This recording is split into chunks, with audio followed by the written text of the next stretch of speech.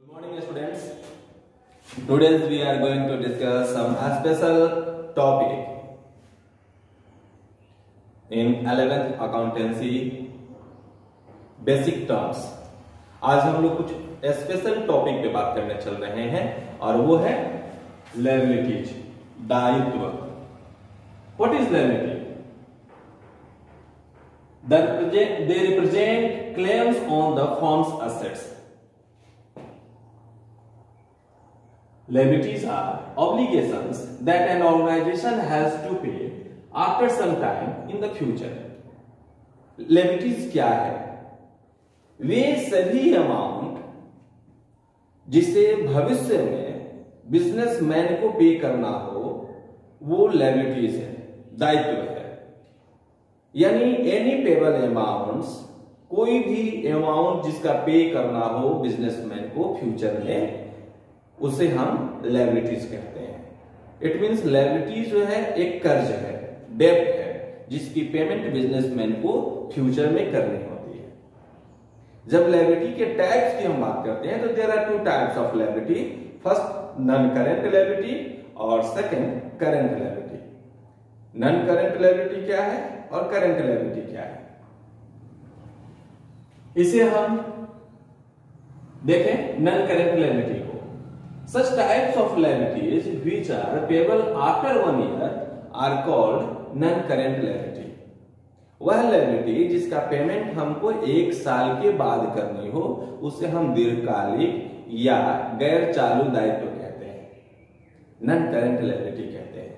यानी उसे स्थिर दायित्व भी कहते हैं, फिक्स लायबिलिटी भी कहते हैं, जिसकी पेमेंट हमको आफ्टर 1 ईयर करनी हो, यानी 1 वर्ष के बाद करनी हो. Such types of liabilities which are payable after 1 year are known as non-current liability, such as capital, loan from bank,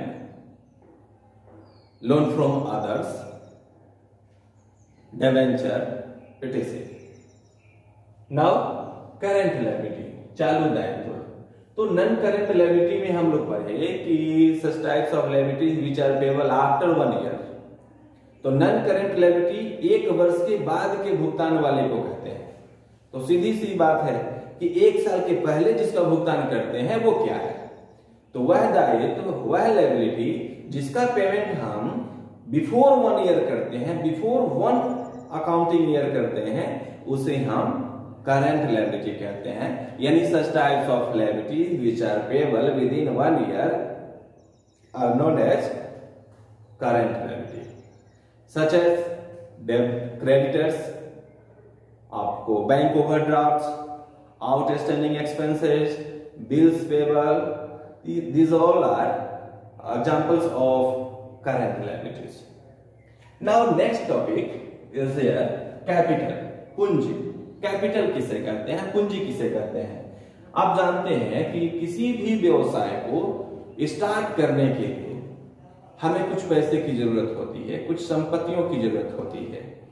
तो जितना पैसा और संपत्ति हम बिजनेस में लगाते हैं, व्यवसाय में इन्वेस्ट करते हैं, उसे हम पूंजी कहते हैं. Means the part of assets. The part of assets means cash plus other assets. Assets में बोथ आर इंक्लूडेड, दोनों इंक्लूड है. आपका कैश भी इंक्लूड है, असेट्स भी इंक्लूड है. The part of assets invested by the owner. Owner के द्वारा जो कुछ भी इन्वेस्ट किया जाता है बिजनेस में, उसे हम लोग क्या कहते हैं, इज नोन एज कैपिटल. उसे हम कैपिटल कहते हैं. The part of assets invested by the owner in the form is known as capital. It is an obligation. यह भी ऑब्लिगेशन है because no any owner create cash. कोई cash create नहीं करता है, कैश का मैन्युफैक्चरर नहीं होता है, क्रिएटर नहीं होता है, तो वो कहीं से बोरो करता है और बिजनेस में इन्वेस्ट करता है. तो कैपिटल भी एक नॉन करेंट लायबिलिटी होता है. ओके, तो कैपिटल भी ऑब्लिगेशन क्रिएट करता है बिजनेस के ऊपर. तो capital is also a non current liability. Now sales, विक्रय. तो किसी भी वस्तु को हम बेचते हैं और उससे जो पैसा मिलता है उसे हम लोग क्या कहते हैं, सेल्स कहते हैं। उसको हम कैसे कहेंगे, it is total revenues from goods और सर्विसेज सोल्ड। गुड्स और सर्विस को हम सेल करते हैं और उससे जो रेवेन्यूज हमें मिलते हैं, यानी जो पैसा हमें मिलता है, दैट इज रेवेन्यू, उसे हम लोग क्या कहते हैं, सेल्स कहते हैं। It may be two types, ये भी टू टाइप्स के हो सकते हैं, कैश सेल्स और क्रेडिट सेल्स। तो जब हम गुड्स को और सर्विसेज को कैश में सेल करते हैं तो उसे कैश सेल्स कहते हैं, और when we sell only credit not cash, not in cash, is known as credit sales. तो जब हम कैश सेल करेंगे तो कैश सेल्स होगा, और जब हम क्रेडिट मींस उधार बेचेंगे तो उसे हम क्रेडिट सेल कहते हैं। आइए अब नेक्स्ट टॉपिक देखते हैं, रेवेन्यू। रेवेन्यू मीन्स आगम। It refers to the amount of the business earn by selling its products to customers. Customer को अपने प्रोडक्ट जब सेल करता है बिजनेसमैन, और उससे जो भी पैसा प्राप्त करता है, जो भी अमाउंट अर्न करता है, उसे हम रेवेन्यू कहते हैं, आगम कहते हैं। तो रेवेन्यू क्या हो गया, एक बिजनेसमैन के द्वारा अपने प्रोडक्ट को सेल करने के बाद जो अमाउंट रिसीव होता है उसे हम लोग क्या कहते हैं, रेवेन्यू कहते हैं। नेक्स्ट, एक्सपेंसेस, खर्च। Cost incurred by a business in the process of earning revenue are known as expenses. Revenue earn करने के लिए जितने भी खर्च किए जाते हैं उसे हम लोग क्या कहते हैं, खर्च कहते हैं, एक्सपेंसेस कहते हैं। सच एज वेजेस, मजदूरी, सैलरी, वेतन, रेंट, किराया। तो इस तरीके से रेवेन्यू अर्न करने के प्रोसेस में जो भी एक्सपेंसेज होते हैं, जो भी खर्च आते हैं, जो कॉस्ट आता है, उसे हम लोग क्या कहते हैं, एक्सपेंसेस कहते हैं। Next, expenditure. याद रखिएगा, एक्सपेंसेस और एक्सपेंडिचर दोनों सिमिलर लगता है, लेकिन दोनों में डिफरेंस है। क्या डिफरेंस है, ये रेवेन्यू जनरेट करने के प्रोसेस में जो कॉस्ट आता है उसे हम एक्सपेंसेस कहते हैं, लेकिन एक्सपेंडिचर जो है वो ऑब्लिगेशन क्रिएट करता है, एक डेब्ट क्रिएट करता है, और जब डेब्ट क्रिएट होता है किसी ट्रांजैक्शन से तो उसे हम एक्सपेंडिचर कहते हैं। Creating an obligation for some benefit, services और property receive is called expenditure. किसी प्रॉपर्टी को बिजनेसमैन रिसीव करता है या कोई सर्विसेज गेन करता है, और उस एसेट्स के कारण, उस सर्विसेज के कारण अगर बिजनेस के ऊपर कोई ऑब्लिगेशन क्रिएट होता है तो उसे हम एक्सपेंडिचर कहते हैं। क्रेडिट परचेज अ मशीनरी या फर्नीचर। तो जब हम क्रेडिट परचेज करते हैं तो वहाँ पे एक ऑब्लिगेशन क्रिएट होता है। असेट्स तो नो डाउट हमारे पास प्रॉपर्टी इंक्रीज करता है, असेट्स इंक्रीज करता है, लेकिन बिजनेस के ऊपर एक ऑब्लिगेशन क्रिएट होता है। तो जिस ट्रांजैक्शन से कोई कर्ज बढ़ता है किसी ऑर्गेनाइजेशन का, असेट्स के साथ कर्ज बढ़ता है या किसी प्रॉपर्टी के साथ, किसी सर्विसेज के साथ कर्ज बढ़ता है, तो उसे हम एक्सपेंडिचर कहते हैं। It means expenditure create obligations on assets for receiving any assets और services. Now profit. What is profit? ये तो सिमिलर जनरल वर्ड है जिसको आसानी से कोई एक्सप्लेन कर सकता है। The excess of revenue is an accounting year is profit. Revenue जो अकाउंटिंग ईयर में, the excess of revenue in an accounting year is over expenses is profit. Expenses के ऊपर जो रेवेन्यू एक्सेस होता है उसी को हम लोग क्या कहते हैं? प्रॉफिट कहते हैं। It is a source of income of an owner. किसी बिजनेसमैन के लिए जो प्रॉफिट होता है वो सोर्स ऑफ इनकम होता है। अब प्रॉफिट को यदि आपको सिंबल में दिखाना हो, एक इक्वेशन में दिखाना हो, तो आप कह सकते हैं profit equal to revenue minus expenses. Okay, तो प्रॉफिट क्या हुआ? Excess revenue over expenses is known as profit. अब एक्सपेंसेस से रेवेन्यू जितना एक्सेस होगा उतना ही ज़्यादा प्रॉफिट होगा, और जितना ही कम होगा उतना ही कम प्रॉफिट होगा। तो आप कहेंगे कि कभी कभी ऐसा भी होता होगा कि एक्सपेंसेस ज़्यादा हो जाता होगा रेवेन्यू से, तो क्या होगा?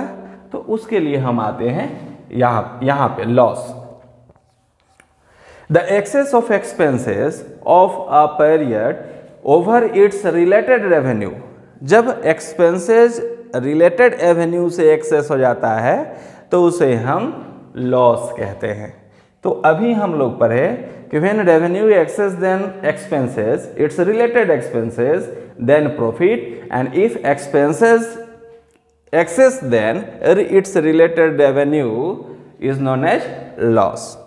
तो प्रॉफिट और लॉस क्लियर हुआ।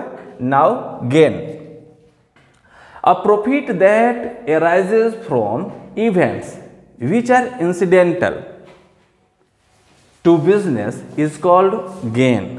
जो इंसिडेंटल हो, रेगुलर नहीं हो, इरेगुलर हो, such as profit on sale of fix assets. ये कोई फिक्स नहीं है कि जब हम कोई फिक्स एसेट्स को सेल करेंगे तो उस पर प्रॉफिट ही होगा, तो ये इंसिडेंटल हुआ। तो जो इंसिडेंटल हो यानी इरेगुलर हो या जो अनसर्टेन हो उसे हम गेन कहेंगे। तो बहुत ही आसानी से आप एक्सपेंसेस और एक्सपेंडिचर में डिफरेंस समझ गए, लॉस में डिफरेंस समझ गए, और प्रॉफिट और गेन में डिफरेंस आप समझ गए। प्रॉफिट जो होगा वो जनरल ऑपरेशन से होगा, उसमें रेवेन्यू एक्सेस होगा एक्सपेंसेस से, वो प्रॉफिट हुआ। लेकिन जो गेन होगा वो इंसिडेंटल होगा, वो जनरल ऑपरेशन से नहीं होगा। तो जब इंसिडेंटल इनकम हो तो वो गेन में होगा, और जो जनरल इनकम हो तो वो प्रॉफिट में आएगा। आइए अब नेक्स्ट टॉपिक की तरफ चलते हैं। नेक्स्ट टॉपिक डिस्काउंट, बट्टा, छूट। It is the deduction in the price of the goods sold. There are two types of discount, trade discount and cash discount. When a seller deduct the price of a goods by any causes known as discount. Seller अपने goods की value में अगर कुछ भी down करता है तो उसे हम डिस्काउंट कहते हैं, बट्टा कहते हैं। अब डिस्काउंट भी टू टाइप्स के हैं, trade discount, cash discount. Trade discount क्या है? व्यापारिक छूट क्या है? कैश डिस्काउंट, नगदी छूट क्या है? आइए हम ट्रेड डिस्काउंट की बात करते हैं। Such types of discount which are allow to all customers are called trade discount.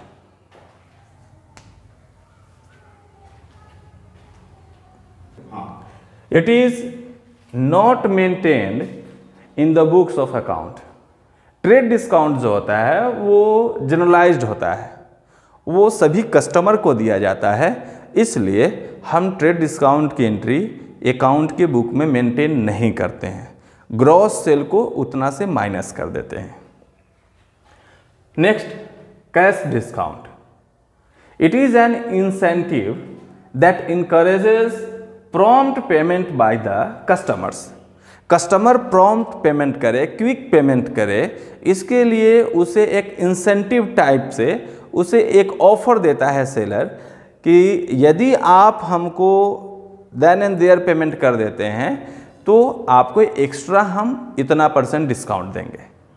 तो इससे क्या बेनिफिट है? कस्टमर थोड़ा सा पहले, टाइम से पहले या जितना टाइम वो लेना चाहता था या प्रॉम्प्ट पेमेंट कर देता है, और बिजनेसमैन को बेनिफिट होता है कि hand to hand payment receive हो जाता है।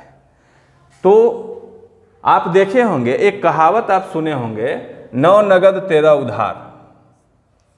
यानी यदि आप कस्टमर कोई है और क्रेडिट परचेज करता है तो वही बिजनेसमैन 13 में उस मटेरियल को सेल करता है, लेकिन कोई कस्टमर कैश परचेज करता है तो वही बिजनेसमैन 9 में उसको सेल करने में प्रॉब्लम क्रिएट नहीं करता है, उसको 9 में सेल करता है।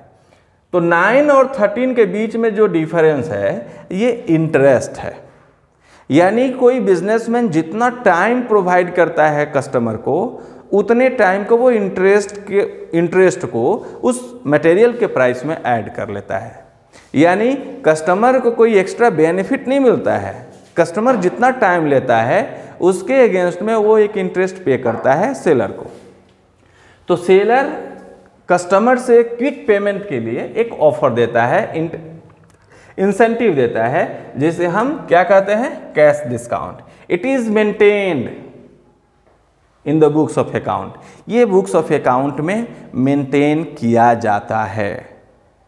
लेकिन कभी कभी किसी ट्रांजैक्शन में जब हम लोग जर्नल बनाने चलेंगे, उस समय तो इसको हम स्पेशल एक्सप्लेन करेंगे। जर्नल बनाने चलते हैं तो एक ही मटेरियल पर यदि ट्रेड डिस्काउंट हो और कैश डिस्काउंट हो तो हम क्या करते हैं। सपोज कीजिए कि आपने कोई मटेरियल सेल किया है, उस पर ट्रेड डिस्काउंट भी है, कैश डिस्काउंट भी है। तो ग्रॉस सेल से हम पहले ट्रेड डिस्काउंट को माइनस करते हैं, उसके बाद जो रिमेनिंग अमाउंट आता है, रिमेनिंग बैलेंस आता है, उस पे हम कैश डिस्काउंट को चार्ज करते हैं। फिर रिमेनिंग बैलेंस से कैश डिस्काउंट को माइनस करते हैं, तो जो अमाउंट आता है वो नेट सेल का होता है। लेकिन जब हम अकाउंट को मेंटेन करते हैं तो ट्रेड डिस्काउंट को नहीं दिखाते हैं, उसको नरेशन में डाल देते हैं और बुक्स ऑफ अकाउंट में हम नेट सेल के साथ साथ कैश डिस्काउंट को भी ऐड कर देते हैं। अब आइए नेक्स्ट टॉपिक वाउचर की बात करते हैं। What is voucher? इसको हम प्रमाणन कहते हैं, प्रमाणक कहते हैं। आप जनरली कोई मटेरियल परचेज करने गए होंगे मार्केट में, तो मटेरियल का पेमेंट आप जब करते हैं तो येलो या रेड कलर का या वाइट कलर का, कलर कोई स्पेसिफाइड नहीं है, बिजनेसमैन आपको एक स्लिप देता है। उस स्लिप में ट्रांजैक्शन किस टाइम हुआ, कितने का हुआ, कौन सा मटेरियल है, उसकी क्वांटिटी क्या है, उसके स्पेशल फीचर्स क्या हैं, वो सब जनरली एक्सप्लेन रहते हैं, मेंशन रहते हैं। तो जो डॉक्यूमेंट आपको मिलता है दैट इज वाउचर, वही वाउचर है। तो वाउचर क्या है? The documentary support of a transaction is known as voucher. जो ट्रांजैक्शन का डॉक्यूमेंट्री सपोर्ट होता है वो वाउचर होता है। आपको जान के खुशी होगी कि voucher is the legal evidence of a transaction. ये लीगल एविडेंस भी है। यदि उस मटेरियल में कोई प्रॉब्लम आता है और उस मटेरियल को आप रिटर्न करने जाते हैं और businessman by the way return नहीं लेना चाहता है या कहता है कि ये मेरे यहाँ का मटेरियल नहीं है, तो ये जो डॉक्यूमेंट है, ये जो वाउचर है, वो लीगल विटनेस का वर्क करता है और आप उस वाउचर को विटनेस के रूप में कोर्ट में सबमिट कर सकते हैं। तो वाउचर की वैल्यू बहुत ही ज़्यादा है हमारे अकाउंट्स में। विदाउट वाउचर कोई ट्रांजैक्शन बुक ऑफ अकाउंट में मेंटेन नहीं किया जा सकता है। Next, goods. जिस भी मटेरियल का डीलिंग बिजनेस करता है उसे हम गुड्स कहते हैं। It refers to the products. ये प्रोडक्ट को रेफर करता है in which the business unit is dealing. कोई भी बिजनेसमैन जिस मटेरियल का डीलिंग करता है that is goods for that business. वो गुड्स जो है वह उस बिजनेस के लिए वो मटेरियल गुड्स हो जाता है। Next, drawings. आहरण। Withdrawal of money goods by the owner from the business for personal use is known as drawing. यदि कोई बिजनेसमैन बिजनेस से अपने निजी एक्सपेंसेज के लिए, पर्सनल एक्सपेंसेज के लिए कैश विड्रॉ करता है या फिर गुड्स विड्रॉ करता है तो उसे हम ड्राइंग कहते हैं।